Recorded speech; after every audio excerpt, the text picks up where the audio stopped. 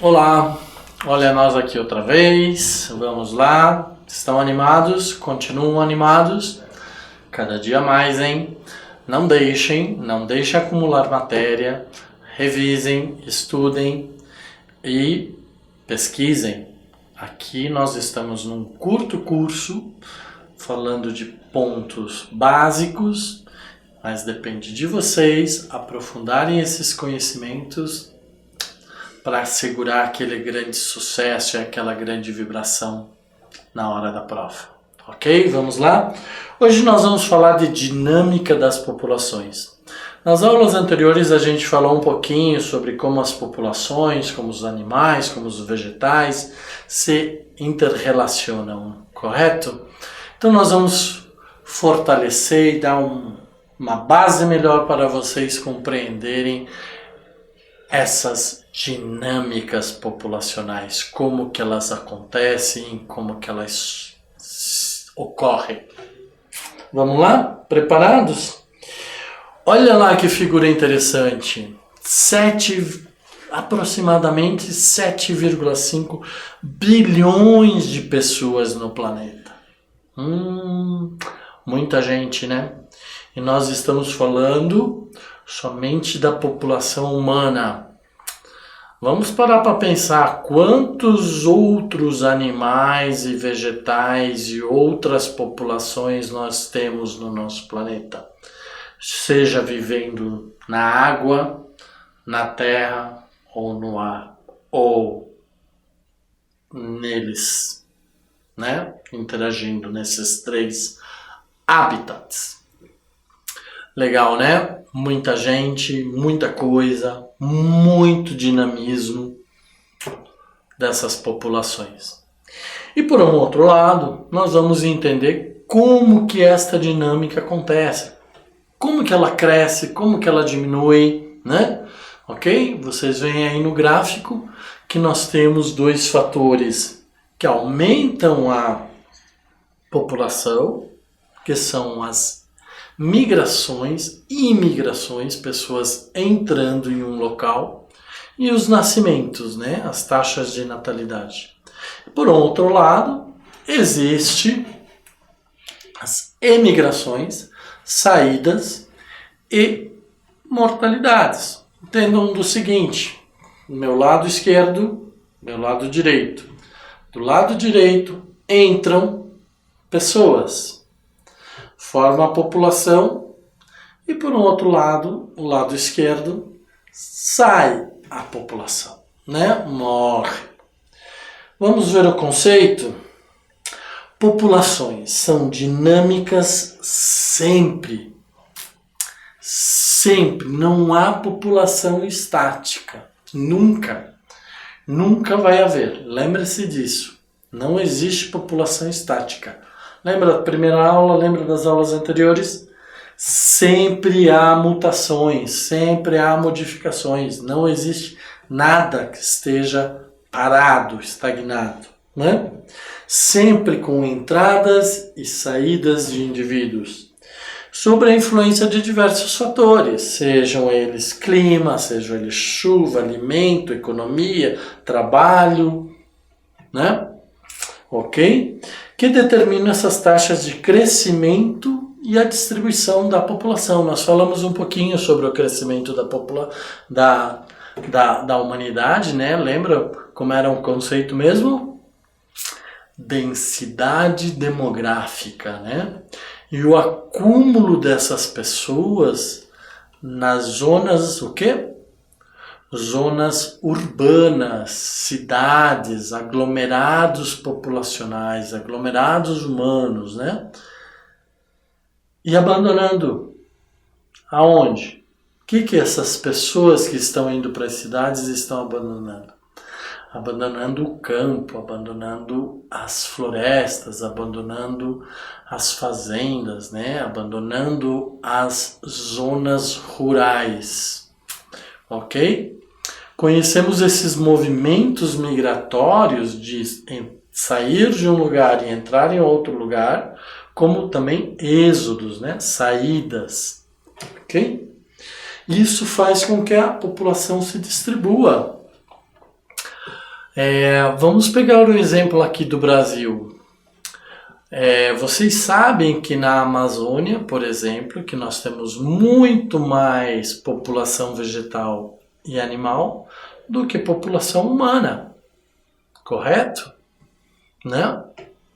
Mas não é só lá na Amazônia, outras partes do Brasil que são grandes produtoras de animais para alimentação, por exemplo, Santa Catarina, oeste catarinense, oeste do Paraná, oeste do Rio Grande do Sul, nós temos um rebanho muito grande de aves, né, suínos, gado, para alimentar a população. Então isso tudo dá um dinamismo populacional. Pessoas que mudam de lugar, animais que buscam maior proteção em um outro animal, quando sentem em um outro meio ambiente, quando sentem que aquele meio ambiente que eles vivem está ameaçado, né? E assim eles vão seguindo. Então esse dinamismo sempre vai haver. Nunca nós vamos estar parados. Vocês mesmos. Quem sabe vocês não passam num vestibular, num Enem, numa universidade longe da casa de vocês, longe da família de vocês? Não, ninguém sabe, né? Só o desempenho de vocês, o estudo de vocês é que vai poder dizer para onde vocês vão, né? Vamos lá, potencial biótico. O que é o potencial biótico dentro de um dinamismo populacional? É a capacidade de crescimento de uma população e de sobrevivência. Não basta ela crescer. Se ela não tiver água, se ela não tiver ar, se ela não tiver alimento, ela não vai crescer, ela não vai sobreviver. Ela pode até crescer, mas ela não vai sobreviver e se desenvolver. Então logo ela vai morrer. Né? Vocês já ouviram falar de animais que que tem suas crias, né? Tem seus filhotes, mas que por determinadas circunstâncias do meio ambiente não encontram alimento e então os pais, o pai e a mãe, acabam comendo seus próprios filhotes. Faz parte da natureza. Não podemos criticar. É a lei da sobrevivência do mais forte e nós vamos ver mais para frente neste curso. Ok? Então, o meio determina as condições de sobrevivência. Se tivermos condições positivas, haverá sobrevivência, crescimento, proliferação e maior número de indivíduos da espécie. Se o meio não permitir, haverá perdas. Por isso que eu chamo a atenção de vocês de cuidar do meio ambiente. Se o nosso meio ambiente não permitir que nós possamos desenvolver nossas atividades, não sobreviveremos, sejam por doenças ou seja pela falta de recursos. Normalmente definido por sua capacidade de reprodução ou regeneração. Por que reprodução ou regeneração? Porque tem algumas plantas e alguns animais que, além da reprodução, eles podem se regenerar, eles podem se recuperar. Temos várias plantas aqui no Brasil que se regeneram, que uma vez que você corte, elas crescem novamente, tá? Então, isso é uma regeneração. Não precisa haver a reprodução para que elas se regenerem. Alguns animais também, falaremos disso nas próximas aulas. Não percam as próximas aulas, certo? Resistência do meio. Eu falei das condições do meio, né? A isso a gente chama de resistências do meio, que são forças que restringem o crescimento de uma população, né? Por exemplo, competição, limite territorial, mudanças climáticas, eventos naturais, por exemplo, uma enchente, uma avalanche, um deslizamento de terra, uma seca prolongada, né? Causadas pelas alterações climáticas, né? Pelas mudanças climáticas, para mais ou para menos, frios extremos, calores intensos, certo? Epidemias, tá? São resistências, são forças do meio ambiente que levam uma população a crescer ou ser dizimada, né? Muitas populações já foram dizimadas. Muitos animais que existiam no passado não existem mais hoje em dia, porque foram dizimados. Por exemplo, os dinossauros, né? Não houve um grande evento, um grande problema, um grande, vamos chamar evento, vamos ficar com a palavra evento, um grande evento climático, ambiental no passado, há milhões de anos, né? Que dizimou com os dinossauros. Ok, tem gente que fala que foram meteoros gigantes que entraram na Terra, mas de qualquer forma, foi algo que atingiu um ambiente, né? Que atingiu um ambiente e o destruiu, o modificou, e com essa modificação destruiu uma vida, destruiu uma população, destruiu uma comunidade, né? Destruiu plantas. E aí o planeta teve que se reiniciar suas vidas. E essas vidas não foram as mesmas, né? Não temos, já temos o jacaré, alguns outros animais que lembram os dinossauros, mas nós temos uma evolução genética, uma evolução de vida muito grande que não lembra em nada os dinossauros, né? Isso então são as existências do meio. Ok? Competição, a gente já falou da competição. E nós já falamos do limite territorial. Cidades que crescem, agricultura que cresce, vai sobrando cada vez menos espaço para os animais e para as plantas. Tá certo? Então, um conceitinho rápido. Caixa amarela. Resistência do meio. Diferença entre a capacidade de aumentar e o número observado de uma população, né? Então, diferença entre a capacidade de uma população aumentar o seu número de indivíduos, né, daquele número realmente observado, tá? Então, por exemplo, existe um potencial de crescimento, mas esse potencial de crescimento pode não ocorrer devido às questões ambientais, tá? Devido à resistência do meio. Crescimento populacional. Né? Então, o que é crescimento populacional? Dois indivíduos se unem, se reproduzem, né? E geram um novo indivíduo.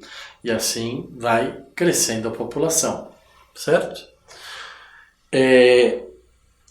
Sua tendência é o infinito. Se não houvesse resistência do meio, que seria dada pela falta de território, falta de recursos, falta de alimento, falta de água, falta de ar, as populações cresceriam infinitamente, né? Ok? Uma planta num vaso, ela vai crescer até um momento que ela encontrar espaço. Se de repente ela começar a tocar numa parede, tocar o teto da sua casa, o solo não tiver mais nutriente, você não irrigar a planta, ela vai deixar de crescer. Ela vai morrer porque está faltando água, ou porque está faltando espaço, ou porque está faltando nutriente. Mas se não, ela tende a crescer infinitamente, tá? Ok? E assim a população, os indivíduos, são da mesma forma. Né? Então, quando o espaço e os recursos forem ilimitados, ou seja, não há limite, né? Mas isso nunca ocorre, sempre haverá limite, né? Então, sempre haverá limitações e restrições ao crescimento de uma população. A isso a gente chama de capacidade de carga de um ambiente. Então, um certo ambiente, o planeta Terra, o país Brasil, ele tem uma capacidade territorial, né? A hora que nós tivermos todo o território brasileiro preenchido por pessoas, nós não temos mais para onde crescer. Nós vamos ter que emigrar. Nós vamos ter que sair. Alguém vai ter que sair para poder a população crescer. Tá? Porque senão vai faltar recursos, vai faltar espaço. Né? E isso nós definimos como capacidade de carga. Determinando então o surgimento de alguns mecanismos naturais de controle, que é a taxa de mortalidade, taxa de natalidade, né? Migrações, imigrações. Então vamos falar um pouquinho mais desses mecanismos naturais de controle. Né? Fatores ambientais delimitam ou restringem o crescimento de uma população. Já comentamos, né, que se houver condições ilimitadas no meio, as populações vão crescer. Porém, se não houver essas condições ilimitadas, se nós tivermos um limite de recursos, nós vamos deixar de crescer. Vamos apenas sobreviver. Né? Isso também é chamado de resistência do meio. Densidade populacional. O que é densidade populacional? Bem ligada, bem associada à densidade demográfica, ok? É a relação entre o número de indivíduos de uma população e o espaço onde habitam, tá? Então, se eu tiver 5.000 pessoas vivendo em 1.000 metros quadrados, é diferente de eu ter 5.000 pessoas vivendo em 1 milhão de metros quadrados. Então, a densidade da população, no primeiro caso, de 5.000 pessoas vivendo em 1.000 metros quadrados, é muito mais denso, né? A densidade dessa população é muito maior do que esses 5.000 indivíduos vivendo em 1 milhão de metros quadrados. Tá? Ok? Por exemplo, cidade de São Paulo, né, com seus 11, 12, 13 milhões de habitantes, vivendo num espaço bem limitado. O que aconteceu? Aconteceu que a cidade cresceu e atingiu suas cidades vizinhas. E hoje já não tem mais para onde crescer. Então ela está crescendo verticalmente, horizontalmente ela não tem mais onde crescer. Né? As pessoas continuam imigrando para São Paulo, né? Entrando em São Paulo, né? E não tem mais espaço, então elas vão achar espaço aonde? Para cima, tá? Então a densidade populacional da cidade de São Paulo. Taxa de natalidade e imigração aumentam a densidade populacional. Então, se mais indivíduos nascem e se mais indivíduos entram na cidade, maior será a densidade populacional. Entretanto, no outro lado, se mais indivíduos morrem, se mais indivíduos emigram e de êxodo, de saída, menor será a densidade populacional. Né? Taxa de natalidade. Número de indivíduos de uma população que nascem num determinado período. Então, qual foi a taxa de natalidade brasileira em 2016? É o número de indivíduos que nasceram em 2016. Não importa se eles morreram, se eles sobreviveram, ok? Nós estamos falando do número de nascimentos em 2016, ok? Ou qual a taxa de natalidade de janeiro de 2017? Número de indivíduos que nasceram no mês de janeiro do ano de 2017. Então, limito o período e contabilizo o número de nascimentos. Taxa de mortalidade. A mesma coisa, só que eu contabilizo agora quem morre. Quantas pessoas morreram no Brasil em 2016? Não importa quantos nasceram, eu quero saber somente quantos morreram. Não importa se quem morreu tinha 1 minuto de vida, ou seja, nasceu e morreu, ou se tinha 100 anos de idade. Tá? É o número de indivíduos que morreu. Então, nasceu, taxa de natalidade. Morreu, taxa de mortalidade. Ok? Não estou falando de taxa de sobrevivência. Não. Taxa de natalidade, taxa de mortalidade. Entra, sai. Imigração. Número de indivíduos que entram num determinado espaço. Então agora eu não estou mais falando de um período, estou falando de um espaço. Ah, mas eu quero falar do período? Então eu posso falar. Número de indivíduos que entraram no Brasil no ano de 2016. Número de indivíduos que entraram em São Paulo na década de 1990, né? Ok? Então eu estou determinando o local e o período. Ou simplesmente número de indivíduos que entraram no Brasil. Ah, quando?